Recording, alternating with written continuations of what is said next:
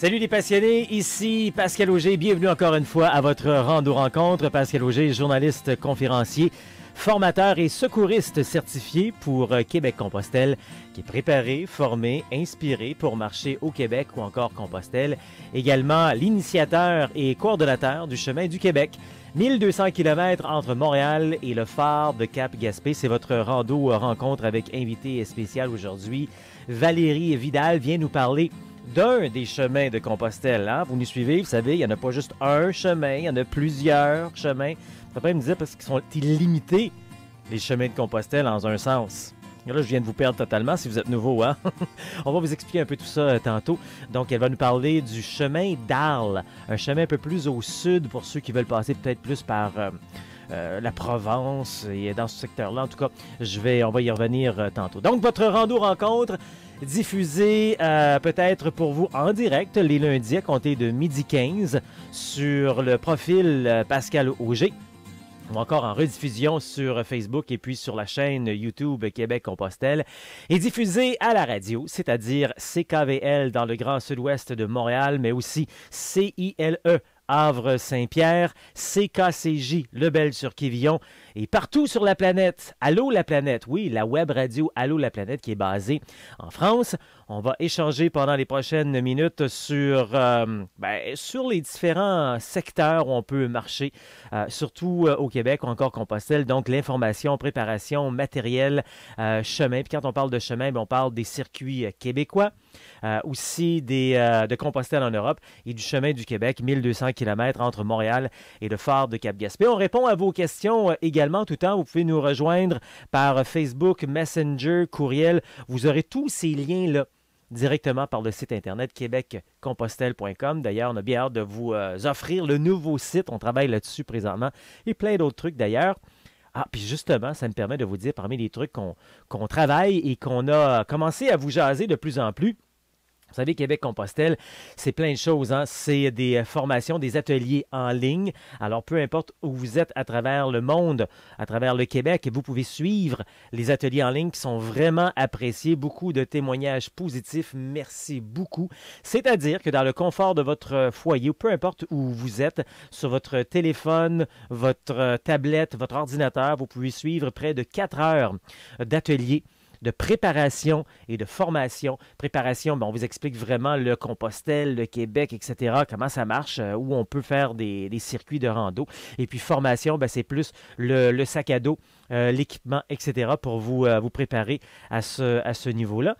Et puis également, si après ça, vous voulez vous joindre aux gens pour venir faire de la rando, c'est possible avec les randos initiation retrouvailles qui ont lieu également 1-2 fois par mois. Vous pouvez vous joindre donc à des gens qui débutent, des gens qui sont habitués pour comprendre et partager aussi là-dessus. Et puis, pour aller encore plus loin là-dedans, comme il y avait de plus en plus de gens qui désiraient avoir un accompagnement, mais libre pour s'initier et apprendre. Donc, à partir du mois de mai, on vous offre des randos séjours d'une semaine. C'est 8 nuits, 9 jours, le plus abordable possible. C'est vraiment à l'esprit de Compostelle. Donc, on va se promener sur le chemin du Québec. Celui du mois de mai, c'est entre Montréal et Valcourt. Par la suite, on va continuer à chaque mois d'autres circuits en s'en allant vers le phare de Cap-Gaspé. Alors, suivez-nous pour en savoir davantage pendant que le nouveau site est en construction. Je vous invite à aller faire un tour sur le Facebook Québec-Compostelle. Vous aurez tous les détails. Puis, en réalité, là, l'idéal, c'est d'être membre Québec-Compostelle. La version de base est gratuite. Vous allez recevoir l'infolettre, zéro publicité, que du contenu de grande valeur. Vous allez recevoir également des liens pour ces rencontres que je vous offre présentement. Vous allez recevoir également parfois des promotions particulières et plein d'autres informations tout à fait gratuites. Alors, abonnez-vous à québeccompostelle.com pour suivre et en savoir davantage sur tout ce qui se passe et ne rien manquer, c'est le cas de le dire. Allons faire un tour maintenant sur le chemin d'Arles. On parle avec Valérie Vidal à partir de France et c'est drôle parce que Valérie, on s'est mis à jaser comme ça, comme je me mets à jaser avec plein de gens en ligne. On se connaît pas du tout. On même apprendre à se connaître là pendant qu'on est en direct. Là. Bonjour Valérie. Bonjour. Valérie qui a attiré mon attention parce que Valérie habite sur le chemin d'Arles, dans le fond. On va en parler dans les prochaines minutes, mais sauf que là, j'ai appris à connaître Valérie encore plus. Valérie, elle a un lien intéressant avec le Québec également. Elle vient au Québec régulièrement. Donc, il y a plein de choses intéressantes à faire et à jaser avec Valérie. Mais tout d'abord, Valérie, explique-nous, puis ça va nous mener un peu pourquoi tu connais le Québec, là, mais explique-nous un peu qui tu es, qu'est-ce que tu fais comme travail depuis plusieurs années. Tu es enseignante. Voilà, alors moi je suis enseignante depuis 28 ans dans un établissement agricole forestier, on va dire, et au sud de la France. Donc on a des formations professionnelles, bac pro forêt, bac pro gestion des milieux naturels et de la faune. Et au travers de ces formations, à la suite d'un ensemble d'événements, là, j'ai commencé à organiser des séjours que j'appelle des séjours professionnels au Québec avec mes élèves pour leur présenter non seulement la province, mais également des établissements vers lesquels ils peuvent poursuivre leurs études et puis trouver un emploi, et dans certains cas des emplois plus nombreux en tout cas qu'ils sont chez nous. Donc, toujours des Voilà. emplois en lien avec la nature, finalement, là. Tout à fait, ouais, ouais. Soit directement comme technicien forestier, conducteur de machine, ou alors là on est en partenariat avec le CFP de la baie et ils font une formation de protection et exploitation du territoire faunique pour des jeunes qui veulent devenir guide chasse, guide pêche. Et donc là, ça c'est des emplois qui sont beaucoup plus rares chez nous parce qu'on a moins, c'est pas qu'on n'ait pas de beaux espaces, mais ils sont en tout cas moins nombreux. Et du coup, voilà, on a maintenant une quinzaine d'élèves là qui sont installés chez nous à plus long terme. OK. Donc, tu connais bien le Québec parce que c'est drôle. Moi, dans les dernières semaines, j'ai parlé avec des gens, ben, des Belges, des Québécois, qui en sont à leur 10e chemin de Compostelle. Mais toi, c'est l'inverse. Bientôt, ça va être la 10e fois que tu viens au Québec, justement, dans le cadre de ces programmes. Voilà, tout à fait. C'est au mois d'octobre, là, puisqu'on vient généralement fin septembre, début octobre.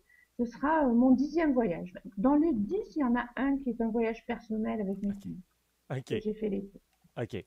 Bon, là, on se parle. Peut-être qu'on reviendra tantôt pour le Québec, mais on veut surtout jaser de randonnée, de marche, de Compostelle également, quoi qu'on peut marcher au Québec aussi. Peut-être qu'un jour tu viendras marcher avec nous à travers le Québec, mais c'est parce que tu m'as allumé beaucoup ces derniers temps parce que tu es sur un chemin qui est connu, mais pas aussi fréquenté que les autres, puis j'avais le goût d'en jaser. Tu es sur le chemin d'Arles.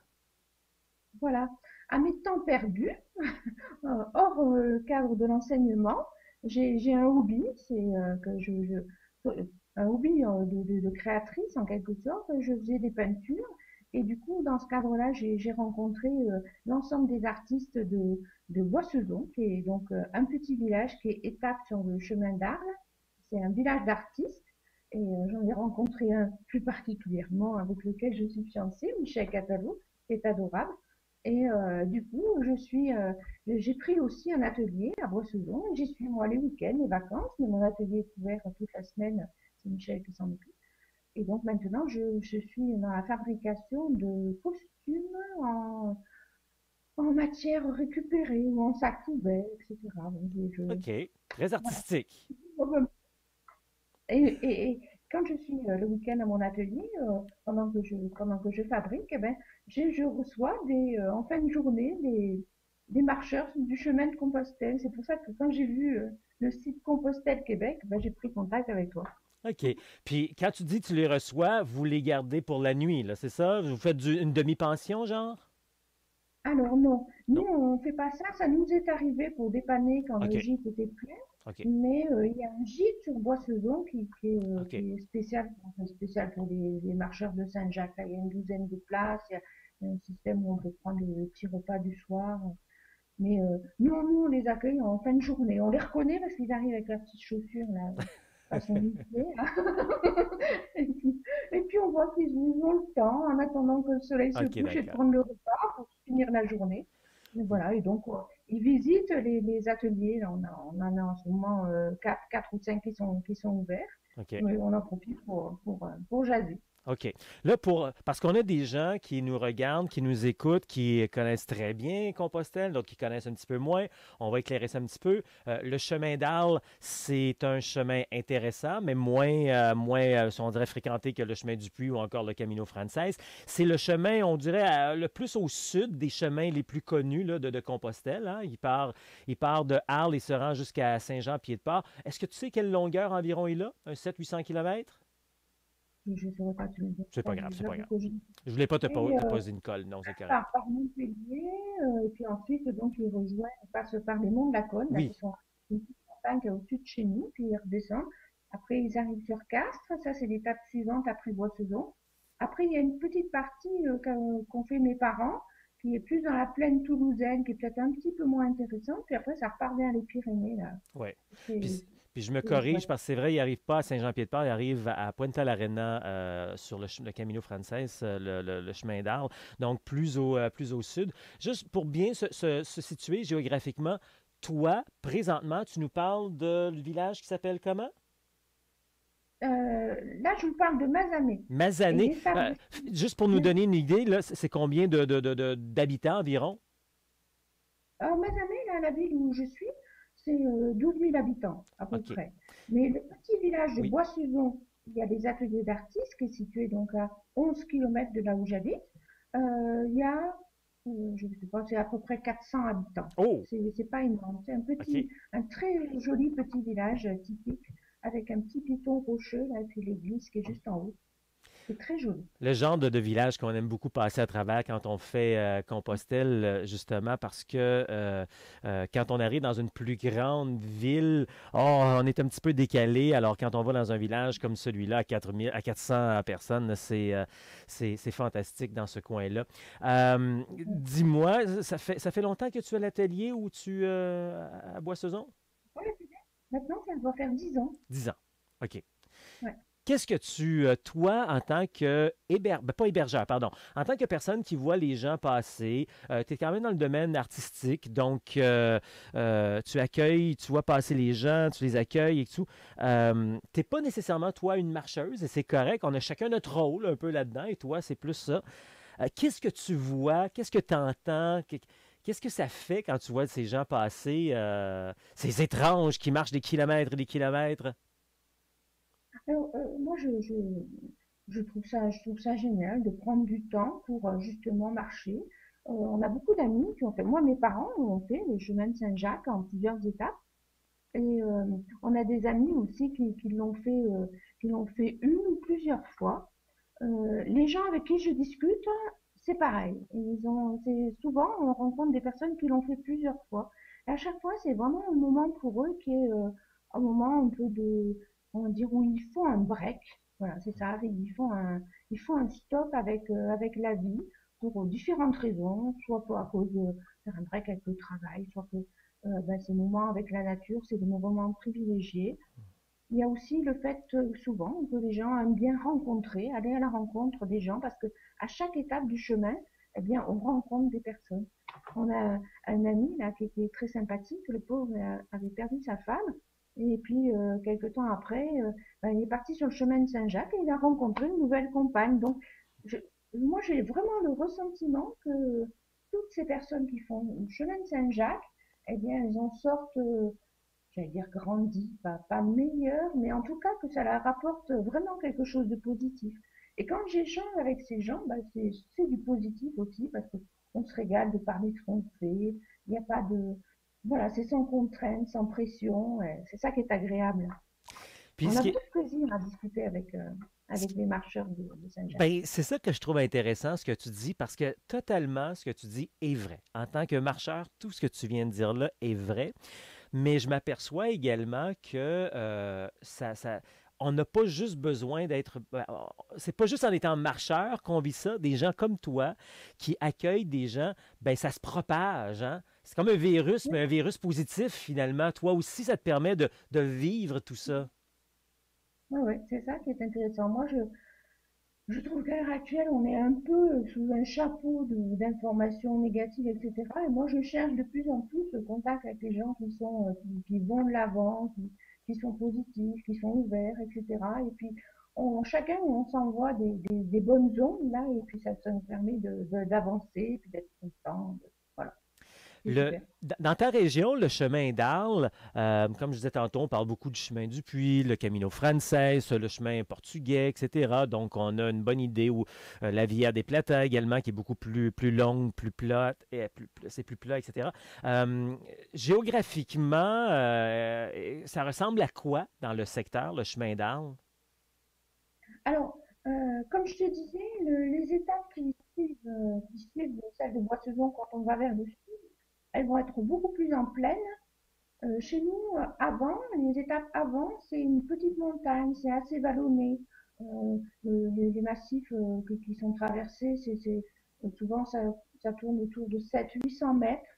Il y a c'est pas tellement des sentiers, c'est surtout des chemins. Il y a beaucoup de chemins parce qu'il y a beaucoup d'exploitation forestière. Donc c'est des chemins dans les forêts qui sont, euh, qui sont plantés, etc. La partie peut-être un petit peu plus dans l'Hérault, donc peut-être à 50 ou 100 kilomètres avant d'arriver chez nous, et peut-être un petit peu plus, je dirais peut-être un petit peu plus, comment dire, un petit peu plus, pas désertique, mais on a une flore qui est un peu plus méditerranéenne. OK. Chez nous, c'est un peu plus montagneux, c'est assez forestier. Oui. OK. Mais quand tu dis que c'est plus des chemins, c'est pas nécessairement des chemins, c'est pas des routes là, où il y a plein de voitures qui passent. Il y a des chemins, oui, il peut y Non, avoir des véhicules, mais je veux dire, c'est pas des routes très fréquentées. ah non, non, non, non, non. OK. Quand je parle de chemin, c'est des C'est bon. chemins de campagne. Bon, OK. peut-être on peut croiser une voiture ou deux, mais OK. c'est OK. pas des chemins roulants, c'est pas les pistes forestières de chez vous. OK. Voyons. Parle-moi un peu des gens qui marchent cette portion-là. Généralement, les gens qui vont partir de Porto ou encore de Saint-Jean-Pied-de-Port, Roncesvalles, ils ont le but de se rendre jusqu'à Saint-Jacques. La plupart du temps, ils se rendent jusqu'au bout. Et on sait généralement que quand ils partent de là ou même du puits, ils veulent marcher Compostelle. Chez vous, il y a un mélange, je crois, de marcheurs plus de nature et tout, mais également de pèlerins, que certains pourraient appeler. Puis c'est pas nécessairement des gens qui ont objectif de tout de suite se rendre à Compostelle.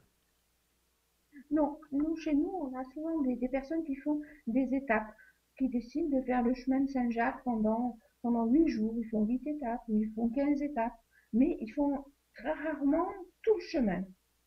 Et voilà, c'est à l'occasion des vacances, ils décident de faire une partie. Et il y a aussi un critère qui est quand même assez important, c'est que finalement, il y a beaucoup de gens qui font le chemin de Saint-Jacques, mais sans avoir de rapport avec le pèlerinage. Voilà, c'est en dehors de toute confession, on va dire. Puis sur le chemin d'Arles, j'imagine que c'est en majorité des Français, puis bon, quelques personnes de l'international qui viennent marcher. Non, mais on a pas mal d'internationaux, Ouais. même. Je me trouve à chaque fois un peu coincée parce que je suis pas très bonne en langue étrangère, mais ma foi, ça me fait réviser un petit peu. Ouais, ouais, on a pas mal bah, des fois, il y a des petits groupes et dans le lot, il y en a un qui parle français, donc ça arrange bien. Mais on a pas mal d'Allemands, OK. des Allemands, des Anglais, mais oui, dans les personnes qui viennent de l'étranger, des Allemands, et on a eu quelques Québécois. C'est bien content. Oui, ben, j'imagine, hein. Je pense que les Québécois sont. C'est un des chemins d'ailleurs qu'on entend souvent. Ben, sur les quatre grands chemins, là, Paris, Tours, Vézelay, Dupuis, puis Arles. Bon, comme je disais tantôt, Dupuis étant le plus fréquenté, mais Arles également, souvent les gens aiment bien pour justement les montagnes, le col de son port et arriver par Puente l'Arena. Fait que oui, je suis pas surpris que vous avez des Québécois. À chaque année, vous devez avoir des Québécois qui passent par chez vous, là. Ouais, ben, je les vois pas tout le temps parce que moi je suis Oui. pas tout le temps là, mais oui, il y en a souvent. OK, parfait. Donc, un beau coin à découvrir également dans ce coin-là de la France. Puis la température, vous êtes plus au sud de la France. En hiver, ça peut ressembler à quoi comme température? En hiver, disons que non, les jours d'hiver, on doit tourner autour de 2, 3, 4 degrés. Bon, de temps en temps, on a des températures négatives, mais ici, je dirais qu'on a des gros hivers, on doit avoir 8 jours de neige. Et nous, les jours de neige, c'est 5 centimètres. Oui. Et c'est la catastrophe. Ah oui, un peu, oui. Il y a des écoles qui ferment. Donc, Ça, en c'est rigolo. principe, donc, en principe, dans votre secteur, ça se marche aussi en plein hiver. Là, mettons pour un Québécois, là, je veux dire, on sait c'est quoi de la neige, là. Il n'y a pas de méga tempête de neige. Quoique, à un moment donné, quand on rentre dans les montagnes, là, ça peut être un petit peu plus délicat, il faut être mieux préparé, mais sinon, généralement, ça se fait bien. Oui, oui, oui, il n'y a pas de problème. Il faut juste faire attention dans les montagnes de pas se perdre, quoi. Bien avoir calculé son chemin, avoir un téléphone portable et puis ou un GPS et puis normalement, oui, oui, il n'y a pas, normalement, il n'y a pas de tempête hivernale ici où on risque d'être coincé, OK. loin de là. Est-ce que vous avez commencé à voir les marcheurs cette année ou ça va reprendre dans les prochaines semaines? Ah, je sais pas s'il y en a qui sont passés, là, parce que là, ça fait un petit moment que j'ai pas été à mon atelier, mais OK. oh, ça devrait commencer maintenant, parce que surtout qu'on a de très très belles journées, là, en ce moment, on a les arbres qui sont en fleurs, les cerisiers, c'est un peu tôt d'ailleurs, on risque d'avoir peut-être quelques petites gelées qui vont venir nous casser la production de fruits, là, mais non, on a un printemps qui est très tôt cette année. Ah oui? Ouais. Bon, Mm. OK. Nous, on a un printemps qui tarde à arriver Et je sais que cette année. cette année, ça a été un hiver terrible, hein, chez vous, je crois. Ben ouais, disons que ça fait quelques hivers qu'on a là, qui nous mettent au défi un peu, mais bon, en tant que Québécois, on finit, bon, on est habitué dans le fond, là, mais c'est bon. Voilà. Ben merci beaucoup, Valérie. Un message de la fin? Ah bah écoutez, ce sera un plaisir, moi, de vous accueillir sur le chemin à Boissezon. Si jamais vous devez passer par là, faites-moi un petit coucou quelques jours avant, si vous voulez, comme pour être sûr qu'on puisse être là pour vous accueillir au moment de votre passage. Et puis on parlera en toute simplicité. Ce sera un petit moment bien agréable. Valérie Vidal, qui est enseignante, artiste et amoureuse en quelque sorte des marcheurs dans le secteur. Merci beaucoup, Valérie. Merci, merci à vous. Alors oui, je le sais, peut-être tantôt en ouverture, j'ai perdu quelques personnes qui sont moins habituées. Puis c'est toujours bon aussi de se rafraîchir, hein. L'être humain a besoin de se faire répéter des choses, moi le premier, vous aussi, etc. Alors, Compostelle, ben c'est pas seulement un chemin, c'est les chemins de Compostelle. Il y a 4 grands circuits qui passent à travers la France, qui font un effet entonnoir, qui arrivent sur un grand circuit en Espagne, qui mène vers Saint-Jacques de Compostelle. Il y a d'autres chemins également qui arrivent d'Angleterre, qui arrivent plus dans le nord de l'Espagne, qui arrivent également plus au sud de l'Espagne, et puis encore chemin portugais. D'ailleurs, tiens, je vous résume ça, on en a déjà parlé un peu, là, mais les 3 chemins les plus fréquentés, le premier, c'est le Camino Frances qu'on appelle. Il est pas tout à fait au nord, mais quand même assez au nord là, de l'Espagne, parce qu'il y a un chemin encore plus au nord. Puis ensuite, le deuxième chemin le plus fréquenté, c'est le chemin portugais à partir de Porto. Et le troisième chemin le plus fréquenté, c'est celui qui part de France, le chemin du Puy, comme on appelle. Alors, ça vous tente d'en savoir davantage sur tout ça, sur les différents chemins de Compostelle, mais également la rando par chez nous. Hein, la randonnée au Québec, les différents circuits, le chemin du Québec de 1200 km entre Montréal et le Fort de Cap-Gaspé, l'équipement, comment se préparer, qu'est-ce qu'on met comme vêtements, les bâtons, les souliers, sac à dos, le bon poids, la bonne grosseur de sac à dos pour pas se ramasser avec des grosses affaires là, épeurantes à la Wild avec Reese Witherspoon. Il faut être bien préparé. Mais pas être surpréparé, comme la surprotection. Hein? Au contraire, je vais vous donner toute l'information nécessaire pour avoir un beau voyage, éviter des faux pas, éviter de gaspiller de l'argent, éviter de perdre du temps à faire le tour et le tour et le tour des magasins, finalement. C'est ce qu'on fait avec nos formations. C'est ce que Québec Compostelle fait. C'est le mandat, finalement, d'aider les gens qui veulent se préparer pour aller faire la rando à Compostelle au Québec. Mais vous savez, 90% de cette information-là vous sera utile également pour aller ailleurs à travers le monde, faire peut-être le circuit du Japon, des 88 temples, ou encore aller marcher en Amérique du Sud. Même que récemment, pendant une conférence, j'ai des gens qui me disaient « Hey, ce serait bien pratique ça pour nous qui allons faire de la moto. » Ben oui. Apprendre à voyager léger. C'est beaucoup ça également qu'on fait pendant nos formations. Alors, il y a plein de façons différentes. Vous pouvez suivre les ateliers en ligne. C'est près de 4 heures de préparation, formation que vous avez chez vous sur votre téléphone, votre tablette, votre ordinateur, que vous pouvez donc regarder à votre guise. Et puis après ça, vous pouvez vous joindre à nous avec des randos, initiation, retrouvailles, des randos d'un jour pour commencer à vous mettre un peu en forme, apprendre puis échanger avec les autres. On a également des week-ends de formation rando. Ça, c'est vraiment tout ce que je viens de vous dire là, mais en une fin de semaine complète, ce qui nous permet en plus de partager avec les autres. Donc, une journée, on fait toute l'information théorique et le lendemain, on va faire une randonnée de 15 à 25 km pour vraiment mettre en pratique tout ce qu'on a appris. Puis après, quand vous voulez pousser ça un peu plus loin, vous n'êtes pas encore certain, vous êtes prêt à marcher par vous-même, tout seul, c'est correct. C'est pour ça qu'on a créé les randos séjours. C'est une semaine de rando sur le chemin du Québec. Premier événement aura lieu au mois de mai. On va faire environ 175 km entre Montréal et puis Valcourt dans les cantons de l'Est. Magnifique, passer à travers Montréal à pied, c'est vraiment fantastique, beaucoup mieux que de le passer à travers en voiture, ça je peux vous le garantir. Je pense même que ça va plus vite traverser à pied Montréal. Et puis après ça, la Montérégie avec ses terres agricoles, puis on commence à rentrer dans les cantons de l'Est avec ses montagnes, ses vallées, etc. Alors c'est de toute beauté. Regardez sur le Facebook, vous aurez plus de détails sur cette semaine donc de rando. C'est vraiment de la rando là, que j'appelle libre, accompagnée. Beaucoup de liberté. Hein? Moi, en autant que je vous vois une fois dans la journée pour être certain que vous êtes correct, c'est parfait. Et puis, le reste du temps, vous marchez à votre rythme. Vous n'êtes pas obligé de marcher en groupe. Là. Au contraire, allez-y avec, après ça, des amis. Puis, oups, vous marchez tout seul. Vous rencontrez d'autres gens sans problème. Alors, c'est ça, des randos libres, accompagnés, extrêmement abordables. Allez faire un tour sur le Facebook, encore sur le site. Vous allez voir les prix.